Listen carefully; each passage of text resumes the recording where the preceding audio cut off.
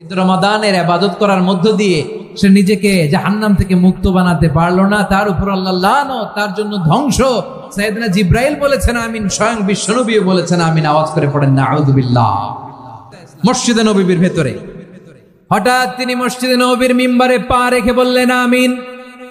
দ্বিতীয় ধাপে পা রেখে বললেন আমিন, তৃতীয় ধাপে পা রেখে বললেন আমিন। সাহাবারা অবাক হয়ে বললেন ইয়া রাসূলুল্লাহ, ইয়া হাবিবাল্লাহ, তিনবার শুধু আমিন আমিন পড়লেন, কেন পড়লেন আমরা কিছু জানি না, আমাদেরকে জানিয়ে দেন কেন আপনি তিনবার আমিন বললেন।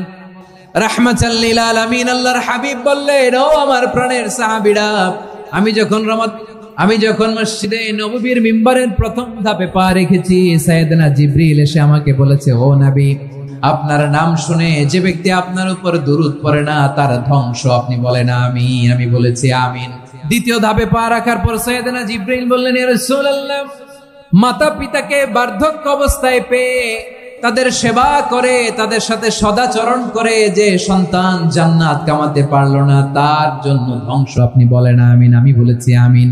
আবার মিম্বারের তৃতীয় ধাপে ঠিক যখনই আমি পা রাখলাম, সাইয়েদনা জিবরাইল বললেন, নবী, রমজান মাস পাওয়ার পরে এই মাসে ইবাদত করে যে ব্যক্তি নিজের গুনাহ মাফ করাতে পারলো না তার জন্য ধ্বংস, আপনি আওয়াজ করে পড়েন আমিন। কত বড় ধমক, কত বড় ওয়ার্নিং দেখছেন। যে রমাদান পেয়েছে কিন্তু রমাদানের ইবাদত করার মধ্য দিয়ে সে নিজেকে জাহান্নাম থেকে মুক্ত বানাতে পারলো না, তার উপর আল্লাহ লানত, তার জন্য ধ্বংস। সাইয়েদনা জিবরাইল বলেছেন আমিন, স্বয়ং বিশ্বনবীও বলেছেন আমিন। আওয়াজ করে পড়েন নাউযুবিল্লাহ।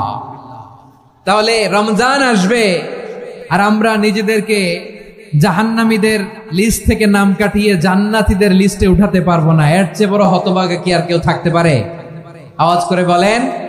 তাহলে রমাদানের এই রহমত, বরকত, মাগফিরাত, ফজিলত আমাদের কামাই করার দরকার আছে না নাই? কিন্তু এমন এক বরকতময় মাস আসতেছে, আমাদের কোনো সেন্সই নাই, আমাদের মধ্যে কোনো অনুভূতি কাজ করে না। হায় রে দুর্ভাগা মুসলমান। আমার প্রিয় ভাইয়েরা, আপনি পৃথিবীতে যত ইবাদত করেন সব ইবাদতের সওয়াব নির্ধারিত, এটা পাবেন বা ওইটা পাবেন, এই সওয়াব জান্নাতে, এই বাড়ি ওই বাড়ি। শুধু সিয়ামের সওয়াবটা অনির্ধারিত। কুল্লু আমালি ইবনে আদম ইউদাআফ আল হাসানাতু আশরু আমসালিহা ইলা 700 দি'ফিন ইল্লা সাওম। সব নেক আমলের সওয়াব বাড়তে বাড়তে 700 গুণ, কিন্তু রোজা ছাড়া। রোজার সওয়াব কি হবে?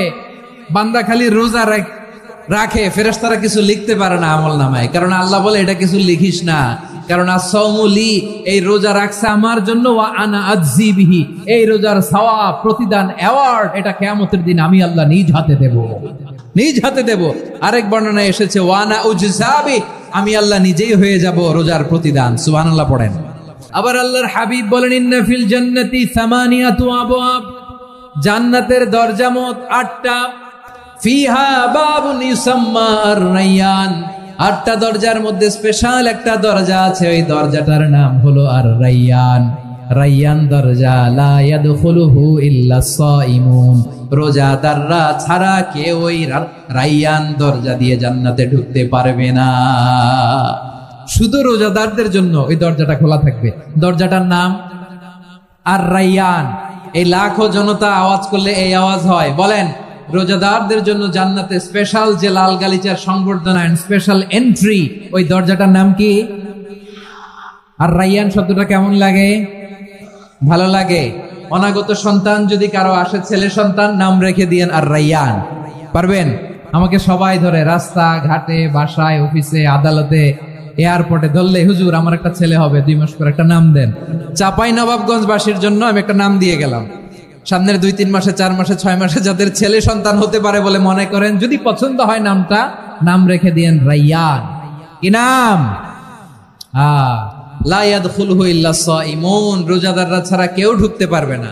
মান দাখালাহু লাম ইয়াজমা আবাদা, একবার যে এই গেট দিয়ে ঢুকবে, he will never be thirsty again, তার গলা থেকে চিরকালের জন্য আল্লাহ তৃষ্ণা মিটায়া দিবে। আমরা এই রায়্যান দরজা দিয়ে সেদিন জান্নাতে ঢুকতে চাই কি চাই না?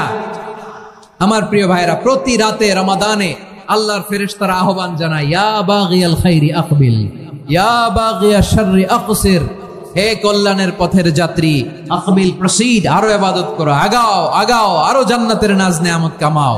হে অকল্যাণের পথের যাত্রী, আকসির, স্টপ, স্টপ, অনেক হয়েছে আন্না। এই রমাদান এটা পাপের মাস নয়, এটা ইবাদত করে জান্নাত কামানোর মাস। চিল্লায় বলো ঠিক কিনা?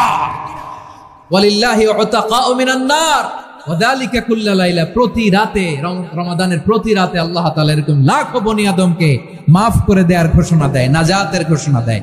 আমরা আল্লাহর পক্ষ থেকে মাফ, নাজাত চাই কি চাই না? আমরা যদি নাজাত পেয়ে যাই আর কিছু চাই? কথা বলে না। আমাদের নাজাত লাগবে। আওয়াজ করে বলেন তো কি লাগবে?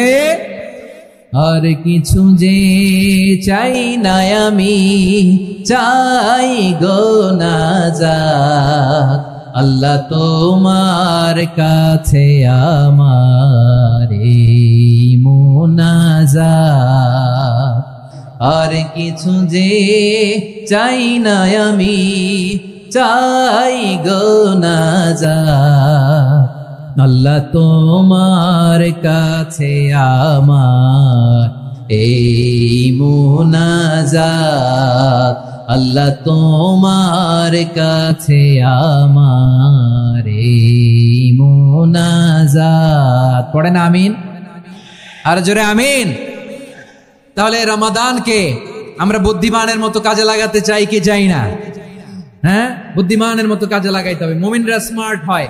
এই রমাদানে আমাদের কি করণীয়, কি বর্জনীয়? সংক্ষেপে 7টা করণীয় 7 মিনিটে, 7টা বর্জনীয় 7 মিনিটে বলে আমরা বিদায় নিব ইনশাআল্লাহ। বলেন, কেউ উঠা বসা করব না ইনশাআল্লাহ। বলেন মাশাআল্লাহ, অনেক শান্ত। জি, আমার দিকে তাকান।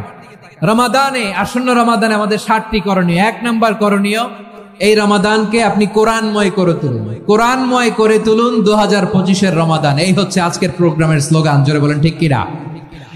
কোরআনময় করতে রাজি আছেন? কোরআন তেলাওয়াত করতে রাজি আছেন?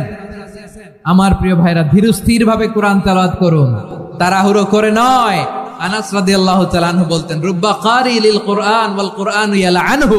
কোরআনের অনেক কারি আছে যারা কোরআন পড়ে কিন্তু সওয়াব পায় না, বরং আল্লাহর কোরআন তার বিরুদ্ধে আল্লাহর দরবারে নালিশ করে আর লানত করতে থাকে। আমরা কি ওইরকম কোরআনের তেলাওয়াতকারী হতে চাই? না। ধীরস্থির ভাবে, ওয়ারাত্তিলিল কোরআন তারতিলা, তারতিলের সাথে পড়বেন। বিষ্ণু ঈসা ইসলাম কানা ইয়ামুদ্দু সাওতাহু মাদ্দান, টেনে টেনে পড়তেন। আলহামদুলিল্লাহি রাব্বিল আলামিন আর রহমানির রহিম মালিকি ইয়াউমিদ্দিন ইয়্যাকা না'বুদু ওয়া ইয়্যাকা নাস্তাঈন اهدنا الصراط المستقيم صراط الذين أنعمت عليهم غير المغضوب عليهم ولا الضالين. পড়েন আমিন। কানা ইয়ামুদ্দু সাওতাহু মাদ্দান, টেনে টেনে পড়তেন। মান লাম ইয়াতাগান্না বিল কোরআন ফালাইসা মিন্না, যে সুর করে কোরআন পড়ে না সে আমার উম্মত হতে পারে। জাইনুল কোরআন বিআসওয়াতিকুম, বিষ্ণু বলেন সুর করে কোরআন পড়বা। অনেকে কোরআনের খতম তুলবার জন্য কোরআনরে একেবারে খতম করে দেয়, এরকম আছে না নাই? কোরআনের খতম তোলার জন্য কোরআনরে কি করে?